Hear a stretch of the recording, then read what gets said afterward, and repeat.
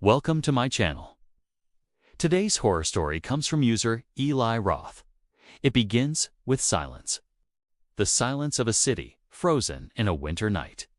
Snow falls softly, blanketing the quiet streets in white, as the wind howls its lonely song. Inside an isolated apartment, a single man sits trapped in the silence of his own making. Sam, a name that once held promise, now synonymous with fear and regret. He sits hunched over, his eyes fixed on the grandfather clock in the corner. Its ticking seems to amplify in the stillness, each second echoing the beat of his panic's heart. The clock strikes 1, then 2, each chime another nail in the coffin of his sanity.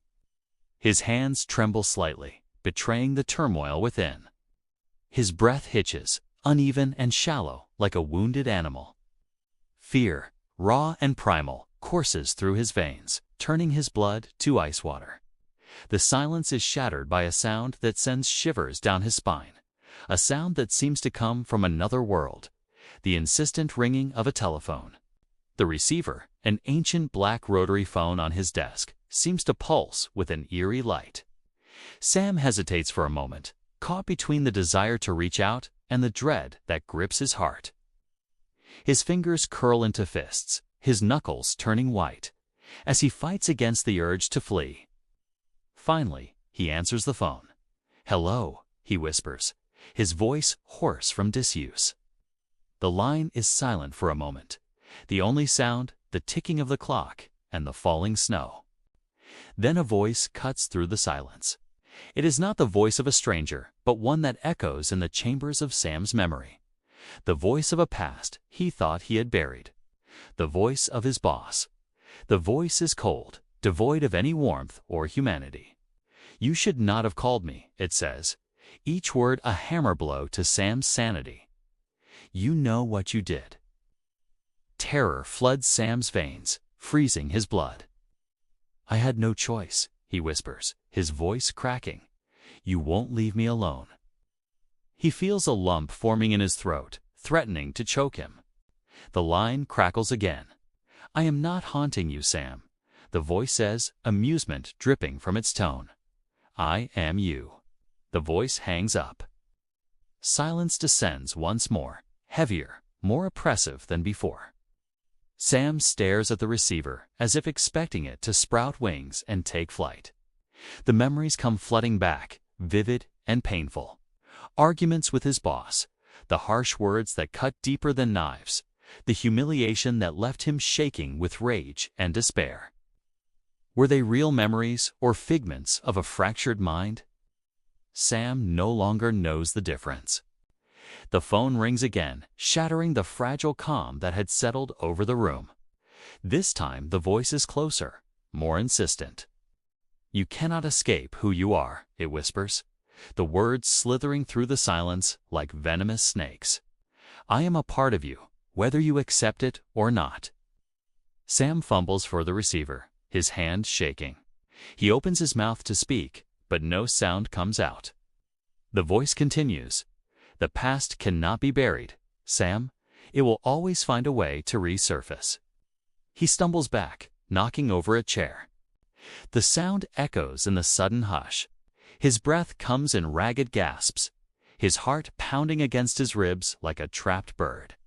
The phone slips from his numb fingers, hitting the floor, the connection severed.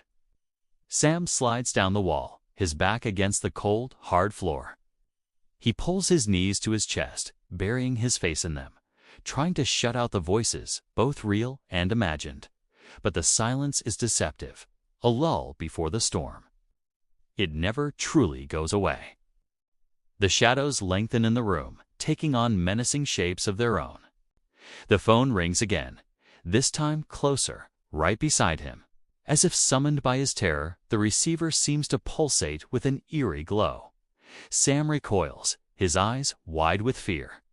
He scrambles away from the phone, his mind screaming at him to run, to hide, to do anything but confront the voice that haunts him. But his feet seem rooted to the spot, his body heavy, his mind frozen. The voice whispers, its tone a mixture of triumph and pity. "There is no escape. Sam, you are trapped.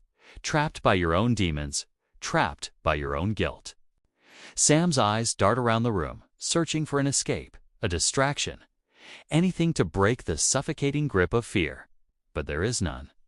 He is utterly alone, trapped in a nightmare of his own making. The phone rings again, insistent, demanding. And this time, something snaps inside Sam. He lunges for the receiver, his fingers curling around it as if it were a lifeline. Why? Why won't you let me go? He screams into the receiver. The voice at the other end seems to stir, a faint echo of recognition. Let you go. I am you, Sam. How can you escape from yourself? The line goes dead. The silence returns, heavier, more suffocating than before. Sam drops the receiver, his shoulders slumping in defeat. The line goes dead, but the voice lingers in his mind. The clock strikes 3, its chime echoing the emptiness in his soul. He looks at his hands, noticing for the first time the blood that stains his nails. He slowly stands up, his legs shaky, and walks to the window. Outside, the snow has stopped and the first rays of dawn are beginning to peek over the horizon. The sky is the color of bruises, mirroring the turmoil within him.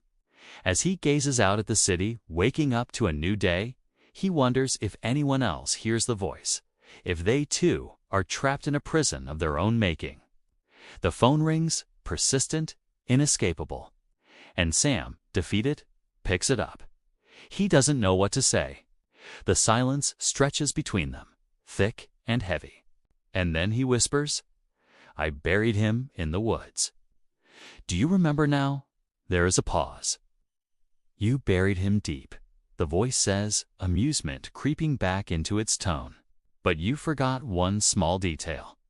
Sam's heart skips a beat. What detail? He asks, his voice barely a whisper. You forgot to silence me. The line goes dead. Before Sam can react, the lights begin to flicker. The grandfather clock chimes erratically. 1, 2, 3, 4. Then all the lights go out, plunging the room into darkness. The phone slips from his numb fingers and hits the floor. Silence descends, deeper and more terrifying than before. Sam screams into the darkness, his voice echoing in the empty room. When the lights return, everything seems normal. The grandfather clock stands in the corner, its pendulum swinging rhythmically. The phone lies on the desk, silent and still. But Sam is gone. His chair is overturned on the floor, his coat thrown over the back. A trail of blood leads to the front door, which is ajar. On the street outside, the first light of dawn is breaking. The snow-covered sidewalk is pristine, untouched.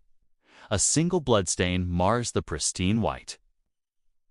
The police arrive, their flashing lights painting the snow in red and blue hues. They find nothing.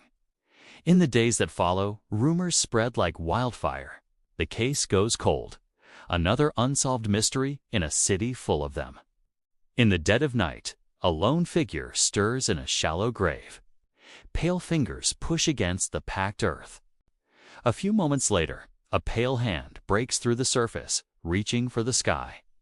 The snow-covered branches of a tree scrape against the windows of a tall building. Inside, a man sits slumped over his desk, his eyes fixed on the swirling snow outside. He is unaware of the disturbance in his grave. A knock on the door startles him. He turns to see a young officer standing in the doorway. The officer smiles, his eyes twinkling. Got a call from the station? He says, thought you might want to see this. He holds out a pale hand, a gold ring glinting on his finger. The man recognizes it instantly. His face drains of color as realization dawns on him. I didn't kill him, he whispers, his voice shaking. I swear I didn't.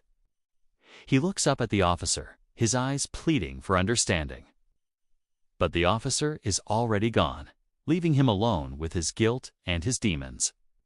The final shot is of the grave in the woods. The snow has melted, revealing the crude wooden cross marking the burial site. A gentle breeze rustles the leaves in the trees, carrying with it the faint sound of laughter. The laughter of a madman. Because sometimes the most dangerous killer is not out there in the world. Sometimes the most dangerous killer is the one inside your head.